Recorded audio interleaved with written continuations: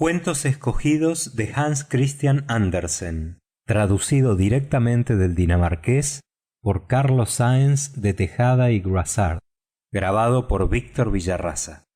Cuento séptimo. El gorro de dormir de un solterón. Hay en Copenhague una calle que lleva el raro nombre de Hiskenstrade. ¿Por qué se llama así y de dónde viene este nombre?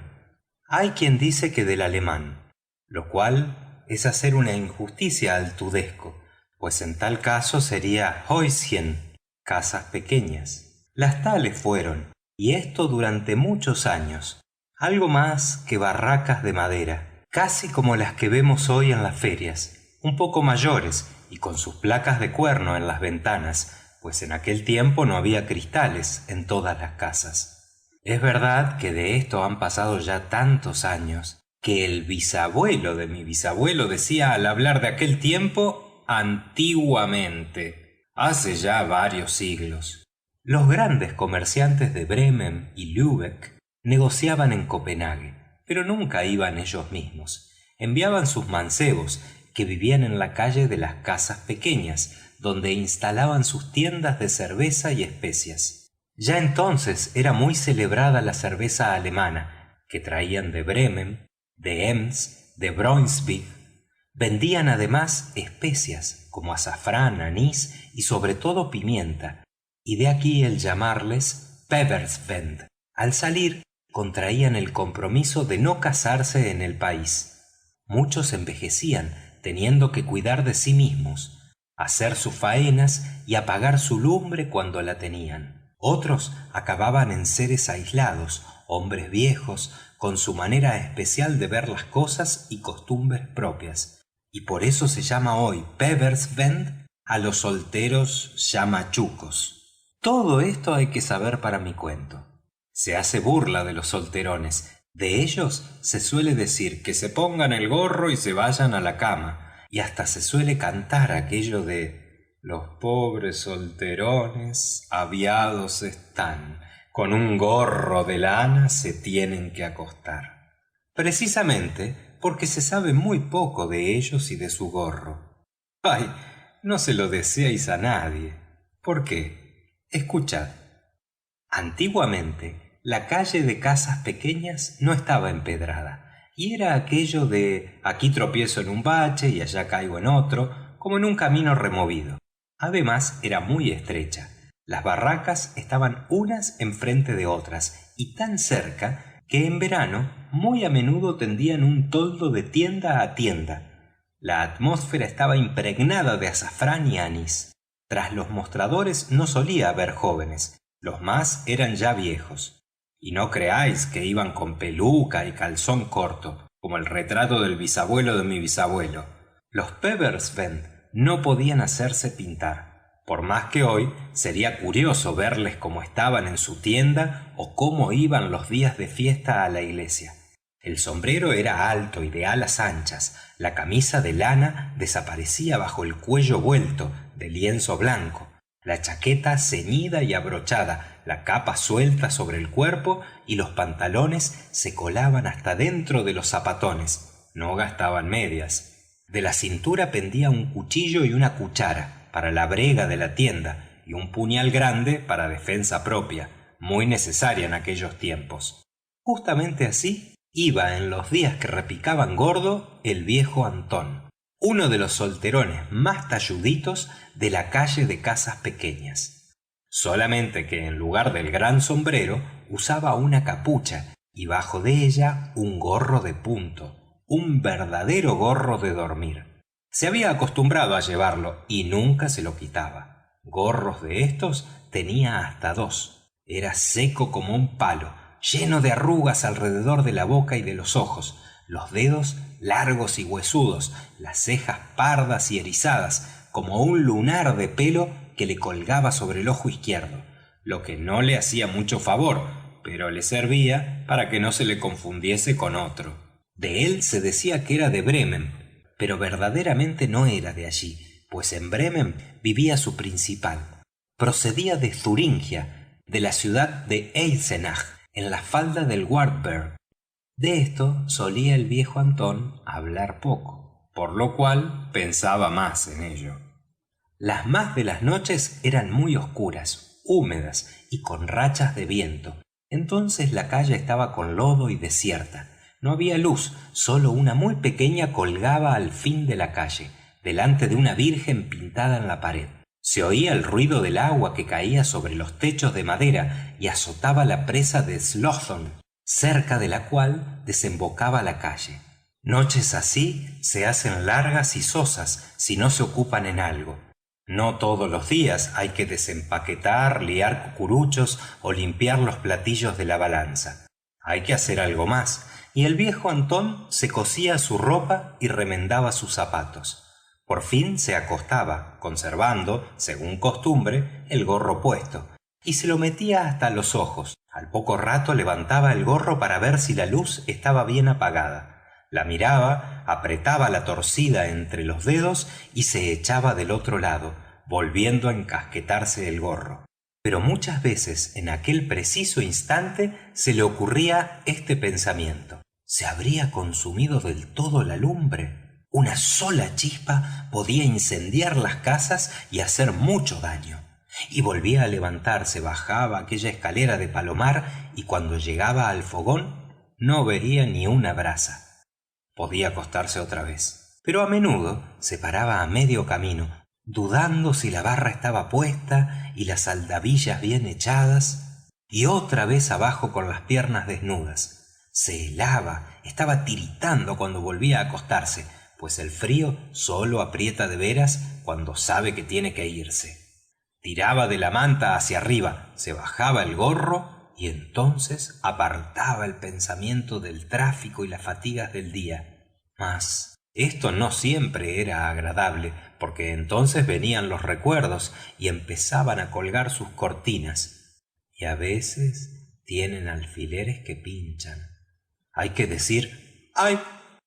Y como entren bien en la carne y escuezan, vamos, que se saltan las lágrimas. Y esto le sucedía al viejo Antón, que a veces lloraba lágrimas de fuego irisadas como perlas. Si rodaban sobre la manta o al suelo, rompían en una nota tan íntima la cuerda del dolor que saltaban. Otras, al evaporarse, brotaban en una llama que alumbraba todo un cuadro de su vida. Si se secaba los ojos con la punta del gorro, entonces es natural, se rompía la lágrima y la imagen, pero la fuente quedaba. La tenía en el corazón. Los recuerdos no se presentaban en el mismo orden de la realidad. Los más frecuentes eran los más amargos. Otros había de una tristeza dulce, y precisamente estos son los que lucen en este instante. Hermosos son los bosques de hayas en Dinamarca, pero más hermoso se alzaba para Antón el bosque cerca de Wartburg. Mayores y más venerables le parecían las seculares, que allá arriba daban sombra al altivo castillo feudal, de cuyos muros colgaban las enredaderas. Más suave que en Dinamarca el aroma de los manzanos en flor, ese aroma que aún creía percibir. Rodó una lágrima, sonó y lució, y vio distintamente dos muchachos, un niño y una niña. Juegan. El niño blanco y encarnado, el pelo rubio y rizado, los ojos claros y azules. Era el hijo de un rico especiero, el pequeño Antón, él mismo. Ella, de ojos garzos y pelo negro, lista y viva, la hija del alcalde, Molly. Tienen una manzana, la cortan en pedazos, uno para cada uno. Dividen luego las pepitas y se las comen todas menos una. La muchacha opinaba que había que plantarla. Ya verás lo que sale. Sale una cosa que no te puedes figurar. Sale todo un manzano, pero no enseguida. Plantaron la semilla en un tiesto. Los dos tomaron parte. El chico hizo en la tierra un agujero con el dedo. La pequeña echó el grano y los dos le taparon con tierra. Ahora no lo vayas a sacar mañana para ver si ha prendido, dijo ella. Eso no se hace. Eso hice yo, solo 2 veces, con mis flores, para ver si salían. Entonces era tan tonta como todo eso, y se murieron. El tiesto quedó en casa de Antón, y todas las mañanas durante el invierno iba a verle, pero no había más que la tierra negra. Llegó la primavera, el sol iba ya picando, y entonces apuntaron dos hojitas verdes. «Son Molly y yo», decía Antón. «Esto es precioso». Pronto brotó otra hoja. ¿Y esta quién era? Anda, anda, vino otra y otra después, y día por día la planta fue creciendo hasta hacerse un arbolillo. Y todo esto se reflejaba ahora en una sola lágrima. Se deshizo, desapareció, pero otras brotarían de la fuente del corazón del viejo Antón. Hay, cerca de Eisenach, una cadena de montañas rocosas. Una de ellas avanza en el llano desnuda, sin árboles ni verdura. La montaña de Venus, una divinidad de los tiempos paganos. Los del país la conocen por la Dama Hall. Esto lo sabía entonces y aún lo sabe hoy cualquier muchacho de Eisenach. Ella es la que embrujó al noble caballero Tannhäuser, el trovador del círculo de Wartburg. Antón y Molly solían jugar junto a la montaña, y un día le dijo ella: «¿A qué no te atreves a llamar a la roca y decir: Dama Hall, abre, aquí está Tannhäuser»? Antón no se atrevía, Molly sí, pero solo Dama Hole era lo que decía alto y claro. El resto lo embarullaba de manera que Antón estaba seguro que en el fondo no había dicho nada. Qué valiente y bien plantada estaba entonces, tan decidida como cuando con otras niñas se reunían en el jardín y todas querían besarle, precisamente porque no se dejaba y ella solo se le atrevía. «Yo me atrevo con él», decía cogiéndole por el cuello. Era su orgullo y Antón se dejaba hacer sin pensar en nada.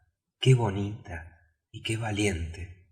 Dama Hall de la montaña también debía serlo, pero su belleza, habían dicho, era la del mal que arrastra. Por el contrario, la mayor hermosura debía ser la que se irradiaba de Santa Isabel, patrona de la comarca, la piadosa princesa de Thuringia, cuya obra, viva en leyendas y romances, santificaba tantos lugares. Su imagen estaba en la capilla, rodeada de lámparas de plata, y sin embargo no se parecía a Molly. El manzano plantado por los niños crecía de año en año. Llegó a ser tan grande que hubo que trasplantarle al aire libre, donde cae el rocío y el sol abriga. Allí tomó fuerzas para pasar el invierno, y pasados los días duros pareció como que floreciera de alegría en la primavera. En otoño dio 2 manzanas, una para Molly y otra para Antón. Menos no podía ser. El árbol se dio prisa, pero Molly creció como el árbol. Allí estaba, joven y hermosa, pero no la vería él mucho tiempo. Todo cambia, todo pasa. El padre de Molly dejó la casa antigua y se llevó a Molly lejos, muy lejos. Es verdad que ahora con el tren es cuestión de horas, pero entonces se necesitaban días para llegar tan al este de Eisenach, al extremo opuesto de la Thuringia, a la ciudad que aún hoy se llama Weimar. Y Molly lloró, y Antón lloró, y todas estas lágrimas se fundían ahora en una sola, que brillaba con los matices deslumbradores de la alegría. Molly le había dicho que prefería quedarse con él a ver todas las grandezas de Weimar. Pasó un año, pasaron 2, 3, y en todo este tiempo llegaron 2 cartas. Una la trajo el ordinario, la otra un viajero. Era un camino largo y fatigoso que pasaba serpenteando por ciudades y aldeas. ¿Cuántas veces oyeron contar de niños la historia de Tristán e Isolda? Pues otras tantas, al oírla, había Antón pensado en él y Molly, a pesar de que Tristán significaba nacido para el dolor, y esto no cuadraba para Antón. Él tampoco podría llegar a pensar como Tristán: me ha olvidado. Pero Isolda tampoco olvidó a su amigo del alma, y cuando muertos los enterraron cada uno a un lado de la iglesia. Los tilos plantados en sus tumbas crecieron hasta pasar el techo de la iglesia, y allí se encontraron y florecieron. Qué bonito era esto, y sin embargo, qué triste. Pero ¿por qué había de pasar lo mismo con él y Molly? Entonces se ponía a silbar el romance del trovador Walter von der Vogelweide, allá en la vega bajo los tilos, sobre todo lo que mejor le sonaba, y entre las flores, tandararay, los ruiseñores cantando van. Siempre tenía esta canción en los labios, y esta era la que iba silbando y cantando una hermosa noche de luna que a caballo seguía el camino que, hundido entre peñas, llega a Weimar para ver a Molly. Quería llegar de improviso, y en efecto no le esperaban. Lo recibieron muy bien, la copa llena, sociedad alegre, sociedad buena, buen cuarto y buena cama. Y sin embargo, no era lo que él esperaba, lo que él había soñado. No se comprendía a sí mismo, no comprendía a los demás, pero nosotros lo comprendemos. Se puede ser de la casa, vivir en familia y sin embargo no arraigar. Se habla como se puede hablar en una silla de postas, se hacen conocimientos como se pueden hacer en una diligencia, se incomoda uno a otro y se desea irse o que el vecino se vaya. Y esto le pasaba a Antón. Mira, yo soy leal, le dijo Molly. Quiero decírtelo yo misma. Las cosas han cambiado mucho desde que jugábamos juntos, y han cambiado a nuestro alrededor y en nosotros. La costumbre y la voluntad nada pueden con el corazón. Antón, no quiero tener en ti un enemigo. Estoy muy lejos de eso, créeme. Te tengo afecto, pero quererte como ahora sé que se puede querer a otra persona, eso nunca lo he hecho. Tienes que conformarte. Adiós, Antón. Y Antón también dijo adiós. No tuvo una lágrima, pero sintió que ya no era amigo de Molly. Una barra de hierro candente y otra de hierro helado nos quitaría con igual sensación la piel de los labios si la besásemos. Y él besó tan fuerte en el amor como en el odio. No tardó una jornada en llegar a Eisenach, pero el caballo que montaba no sirvió para nada. ¿Qué importa?, decía. Igual que han hecho conmigo, lo mismo haré con todo lo que me la recuerde. Ah, Hall, Venus, mujer pagana, yo troncharé el manzano, le arrancaré de raíz para que no vuelva a florecer ni a dar fruto. Pero al árbol no le pasó nada, mientras él estaba en la cama con calentura. ¿Qué podría curarle? Hubo una medicina que lo pudo, la más amarga de todas, una que sacude al cuerpo enfermo y el alma contraída. El padre de Antón no era ya el rico de Eisenach. Los días duros, los días de prueba estaban a la puerta. La desgracia se volcó sobre ellos y caía como en grandes olas en aquella casa antes feliz. El padre se encontró pobre. Las penas y las desgracias paralizaron aquel cuerpo. Entonces tuvo Antón que pensar en algo más que en penas del corazón y en enfados con Molly. Tuvo que hacer de padre y madre en la casa, que mandar, que ayudar, que arrimar el hombro de verdad y echarse por esos mundos a ganar el pan. Fue a Bremen, pasó miserias y malos ratos. Eso hace el corazón duro, o tierno, a veces demasiado tierno. Allí, qué diferentes eran la vida y los hombres de lo que él se imaginaba en su infancia. ¿Qué eran ahora los romances del trovador? Palabras vanas, y había ratos en que lo creía así, pero otras veces las canciones le sonaban dentro del alma y se sentía fortalecido. La voluntad de Dios siempre es lo mejor, solía decir entonces. Qué suerte en medio de todo que Molly no me quisiera. ¿A qué habría llevado luego que la suerte se volvió así? Me dejó antes de saber ni poder sospechar lo que me esperaba. Fue un beneficio de Dios. Todo sucede para lo mejor. Todo está sabiamente previsto. ¿Ella qué le iba a hacer? Y yo, que he sido tan duro con ella. Pasaron años. El padre de Antón murió. La casa paterna está habitada por extraños. Él, sin embargo, la había de ver. Su amo le envió a un viaje y tuvo que atravesar su pueblo, Eisenach. El viejo Wartburg estaba idéntico, allá arriba en la peña, con la monja y el fraile en la roca. Las grandes hayas daban a todo el mismo aspecto que en los días de su infancia. La montaña de Venus avanzaba brillando desnuda en medio del llano. De buena gana hubiera dicho: «Dama Hall, Dama Hall, abre la montaña y al menos estaré en tierra propia». Pero era un pensamiento pecaminoso y Antón se santiguó. Un pájaro empezó a cantar en la maleza y se acordó del viejo romance. Y entre las flores, Tandararay, los ruiseñores cantando van. Lo que recordó en aquella aldea de su infancia, que ahora volvía a ver a través de sus lágrimas. La casa estaba igual, pero el jardín era distinto. Un camino pasaba por uno de los ángulos, y el manzano que él no había arrancado estaba aún allí, pero fuera del jardín, al otro lado del camino.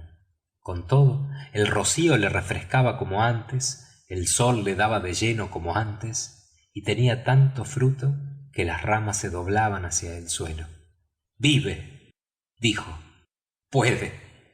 Sin embargo, tenía una rama tronchada por cualquiera, por gusto. Estaba en medio del camino.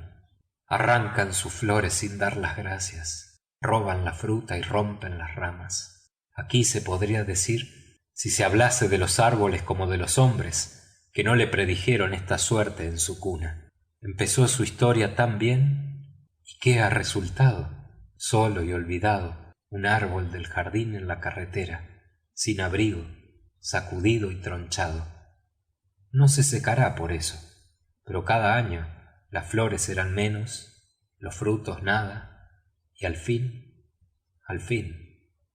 se acabó la historia.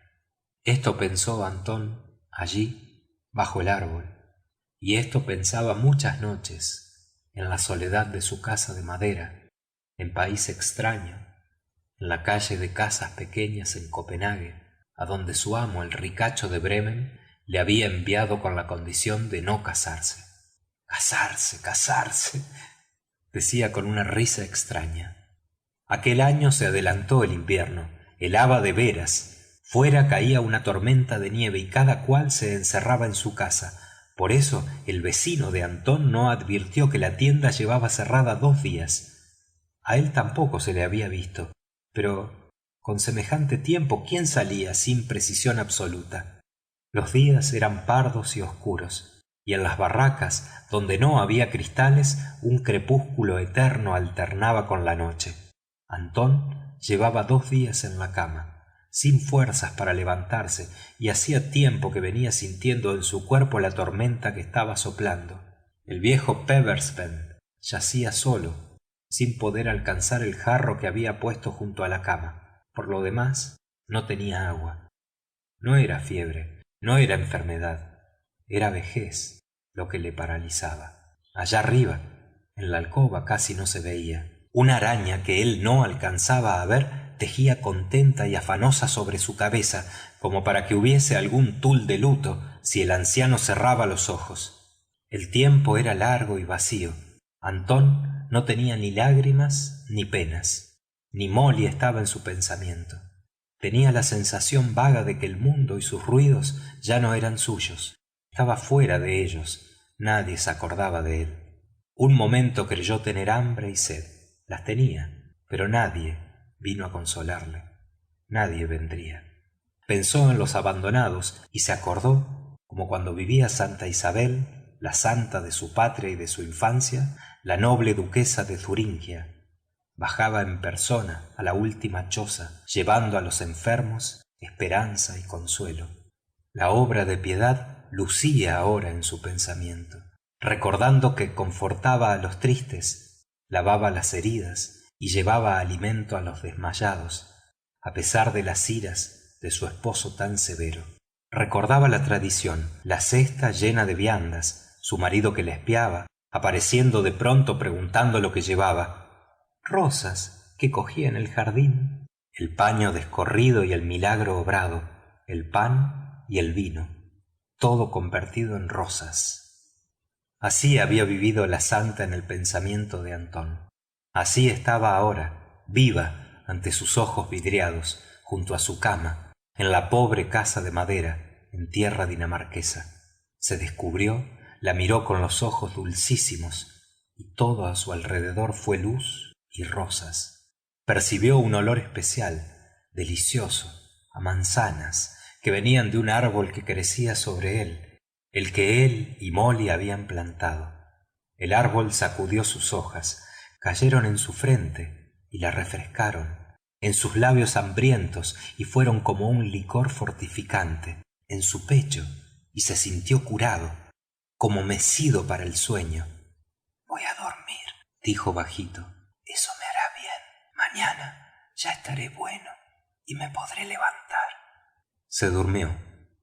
A la mañana siguiente hizo 3 días que la tienda estaba cerrada. La tormenta había pasado y el vecino cruzó la calle para ver al viejo Antón. Estaba rígido, con su gorro de dormir entre las manos. El gorro no fue con él a la tierra. Tenía otro, limpio y blanco. ¿Dónde estaban ahora sus lágrimas? En el gorro de dormir se quedaron. Las verdaderas no se van a lavarle. Allí están escondidas y olvidadas. No desees encontrarle, porque quemaría tu frente, aceleraría tu pulso y tendrías sueños como la realidad. Esto le pasó al primero que dio con él, y eso medio siglo después al alcalde en persona, que vivía con su mujer y sus hijos en santa paz, bien cubierto el riñón, y al momento empezó a soñar con amores desgraciados, quiebra y hambre. ¡Qué calor da este gorro!, dijo quitándoselo, y allá fueron las lágrimas rodando como perlas, las lágrimas lloradas hacía medio siglo por el viejo Antón de Eisenach. Todos los que después tuvieron el gorro anduvieron con visiones y sueños. Su historia fue la de Antón, todo una historia, muchas que otros podrán contar. Nosotros hemos contado la primera y terminamos diciendo: no desees nunca el gorro del Peversfeld. Fin de El gorro de dormir de un solterón.